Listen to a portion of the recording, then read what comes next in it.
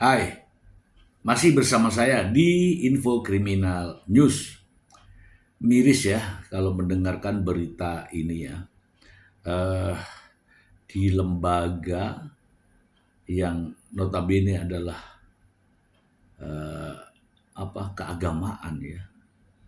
Justru pimpinannya melakukan persetubuhan, pencabulan, pelecehan terhadap anak yang masih di bawah umur. Ini parah betul ya. Tahu agama, tetapi perbuatannya bejat supaya tidak menjadi fitnah. Saya bacakan untuk Anda. Langsung ya. Dari Tribun News. Pimpinan rumah Tahwidz Kota Tasikmalaya terancam 15 tahun bui.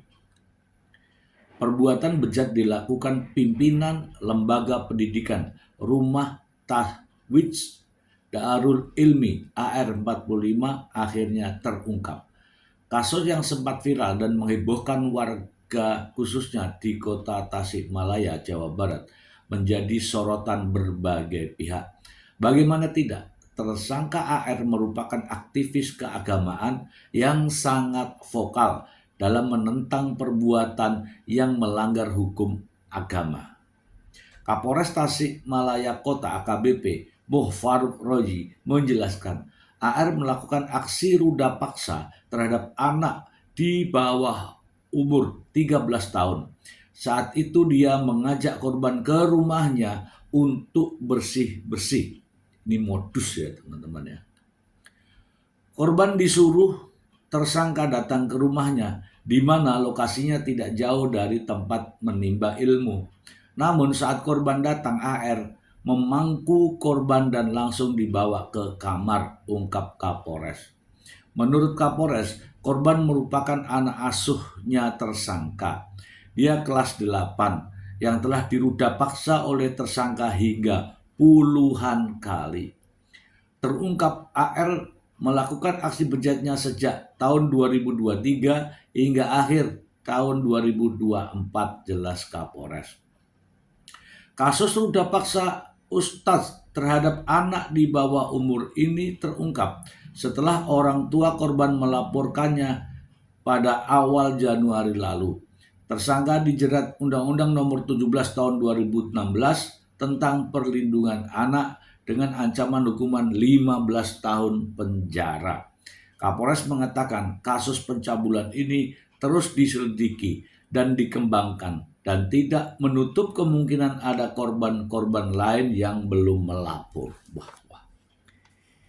Ngeri ya teman-teman. Mari kita simak terlebih dahulu ya. Beritanya juga ramai teman-teman. Berita di media sosial dan juga di media massa. Mari kita ikuti sejenak beritanya. Modus pimpinan lembaga pendidikan yang berinisial R berusia 45 tahun. Ia menjadi tersangka asusila terhadap santriwati berusia 13 tahun. Pelaku melakukan aksi bejatnya terhadap korban di perumahan di wilayah Kecamatan Mangkubumi, Kota Tasikmalaya, Jawa Barat. Lokasi rumah pribadinya berdampingan dengan tempat korban mengenyam di lembaga pendidikan Rumah Tahwidz. Untuk informasi lebih lengkapnya, kita telah terhubung bersama rekan Jainal Abidin, jurnalis Tribun Priangan. Informasi silakan lengkapnya dari Anda, rekan Jainal Abidin. Ya, Ismena izin melaporkan Polres Tasikmalaya Kota ungkap modus pimpinan lembaga pendidikan inisial R 45 tahun yang menjadi tersangka asusila terhadap santriwatinya yang berusia 13 tahun itu. Bahkan menurut keterangan polisi, aksinya tersebut dimaksudkan berlokasi di perumahan di Mangkubumi, Kota Tasikmalaya. Untuk lokasi aksi asustilanya sendiri tidak jauh di kediaman pribadinya dekat tempat mengenyam pendidikan korban tersebut. Sedangkan untuk aksi paksa ini miris sekali ya teman-teman ya.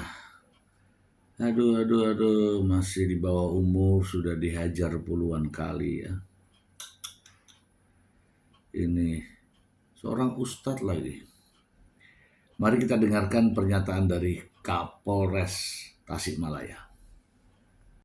Perbuatan cabul atau persetubuhan terhadap anak di bawah umur yang mana dilakukan oleh tersangka inisial R 38 tahun wira swasta. Tersangka ini adalah salah satu pemilik yayasan keagamaan. Korbannya adalah anak di bawah umur. Kejadiannya itu terjadi antara tenggang waktu 2023 sampai 2024. Nah, hati-hati dan waspada terhadap Anda. Anak-anak Anda yang Anda titipkan di berbagai tempat. Silakan rajin-rajinlah berkomunikasi. Tanyakan. Ini modusnya seperti ini. Disuruh bersih-bersih rumah. Sampai di rumah. Dihajar. Betul-betul bejat. Dan anehnya lagi teman-teman. Pelakunya ini adalah orang yang tahu agama. Yang hari-harinya beraktivitas di dunia keagamaan. Bahkan boleh dikatakan penghafal Al-Quran.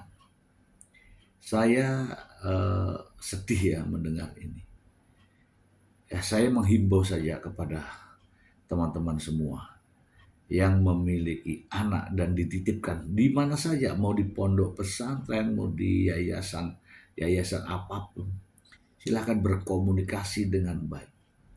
Karena saya ini tidak menyangka juga orang yang notabene dititipi untuk menimba ilmu justru melakukan perbuatan yang betul-betul jauh dari pemikiran kita. Itu saja himbauan saya. Waspadalah.